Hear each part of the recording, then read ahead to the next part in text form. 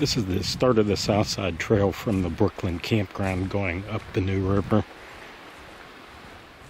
Hopefully this will lead us to the, if the water's not too high, the Red Ash Cemetery.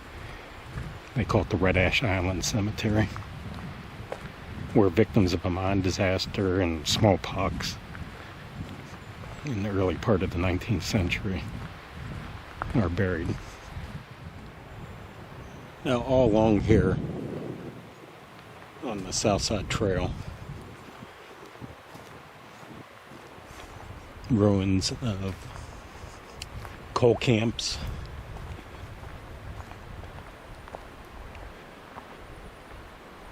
buildings like company stores, powerhouses, you name it. You just have to keep your eyes open. You'll see all types of rock foundations along through here. They're just everywhere, actually. Right here's another foundation to a large building. And if you're going to come visit this to see these things, it is best to do it when the leaves are off. And this is such an easy trail, because remember, it's a railroad grade. So the hike, even if you go up wherever you may gain in a mile, 20 feet of altitude. This is one of the better trails, easier trails, right along the New River.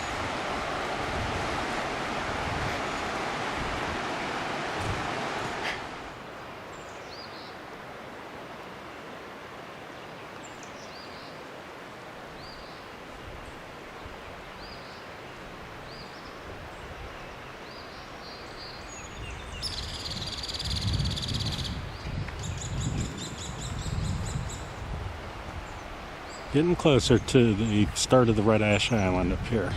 Maybe another quarter mile.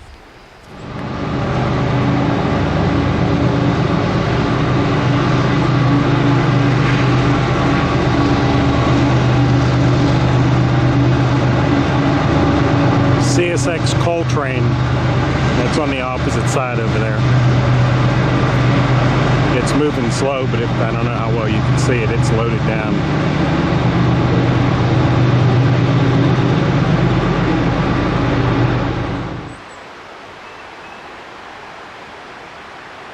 Okay, you can see from where I'm at on the trail here, where there's a large section in between the river and the trail. This is the beginning of the Red Ash Island. And you'll see there's some water that kind of divides it. In real high water conditions, you can't get through, but that looks like something I could wade through to get over there. Now this is why they call it an island, because water will flow on this side in higher water conditions. But as you're coming up, when you first hit the island, if the island's about a half mile long, if you go half of that distance, a quarter mile from the downriver end, there's places to cross. And I was told, and I could see right here at the upper end, there's some places to cross. So I'm going to cross right up here, then just walk the island all the way back down to where the cemetery is. Very far upriver end of the island, you see the river's getting close again. You'll start to see these posts here, concrete posts. They were for stairs leading down to a house, I'm sure, down in this little bottom, like you see some of these structures here.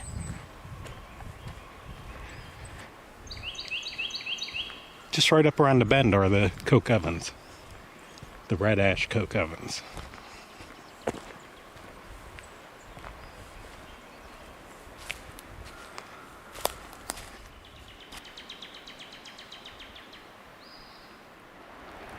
This is the upper end of Red Ash Island.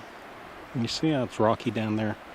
In extreme flood conditions, you probably wouldn't get through here. But this is considered high water. It's spring, there's been a lot of rain, etc., snow melt off. Disregard what you read online. It says you can't access this island in wet conditions. Now, if they mean wet, they mean severe flood, yeah. But you can get across here. Here, the middle of the island, or the bottom, the downriver end. Just want to show you the size of some of these trees on this island. That's a 40-inch diameter. Not tall, but another one back there. Here's another massive poplar right there, 4 feet at the base. It's seen better days, I'd say. Okay, on Red Ash Island here, that's Ephraim's Creek there. I've walked the quarter-mile down river from the Fire Creek, where the coke ovens are on the opposite side. Pennbrook's right over there.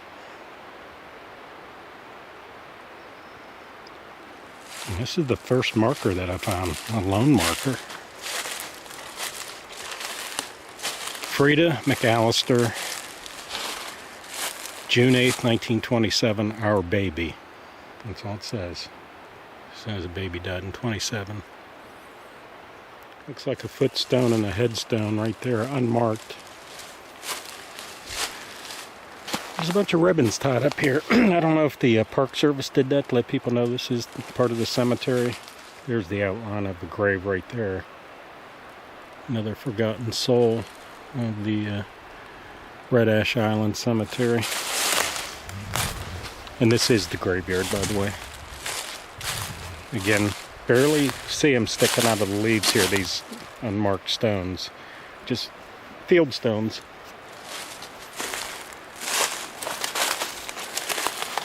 They're all throughout here. Probably hard to see on the camera, but you'll see up here there are some actually cut stones. This is probably a marker here.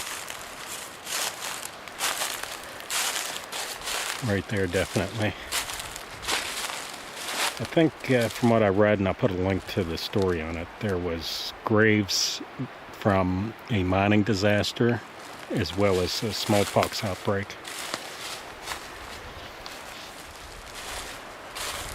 A couple more stones here, and actually some marked ones. Frank McComas died 1898, age 20 years old.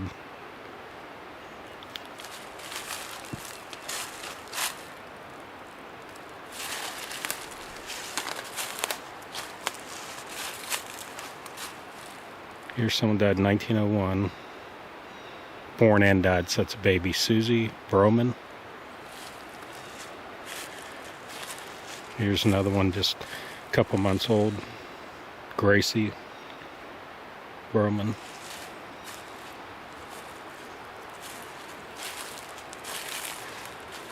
Another McComas. Made it to 2 years old. Died in 1909. Here's someone that was 43 years old, A.W. Broman, born 1871, died 1914. If I'd say one thing about the Park Service, I know this is a new park. They really need to have some interpretive signs along the trail to tell you where, like, the red ash coke ovens are, because I'm telling you, you could walk right by those unless you know where you're looking.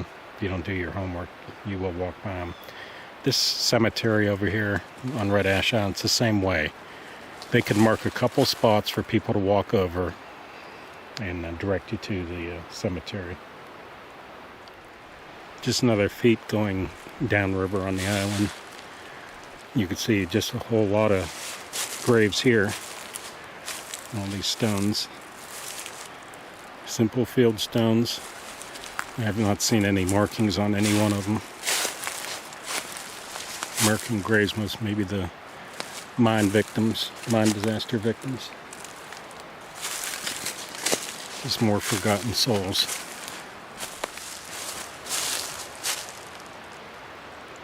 Charlie Dunn, born 1887, died 1911.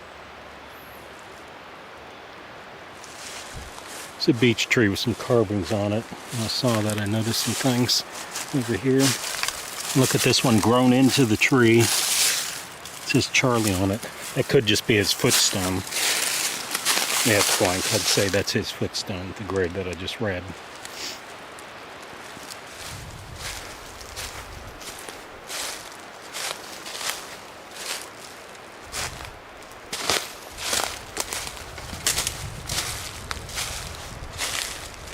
Five marked ones right here.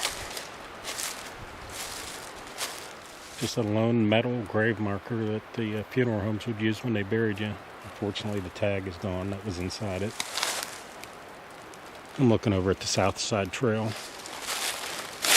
And here's another one of those graves that's circled in rocks. Here's a grave that had a little fence around it.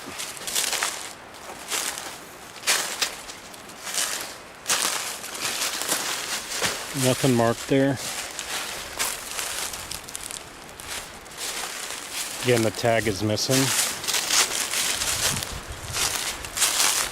Ruth Pierce died 1930 something, maybe 33. Rutha, R-U-T-H-A Pierce, died November 28, 30 something, 33, 35. I notice a couple more markers here, just overlooking the river.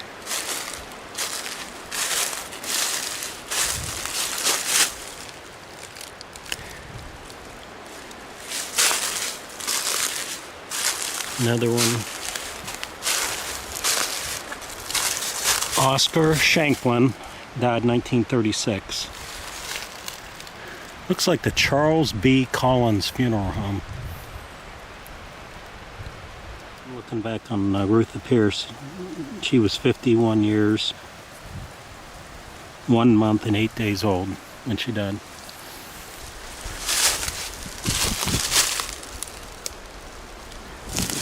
Okay, final part of the video.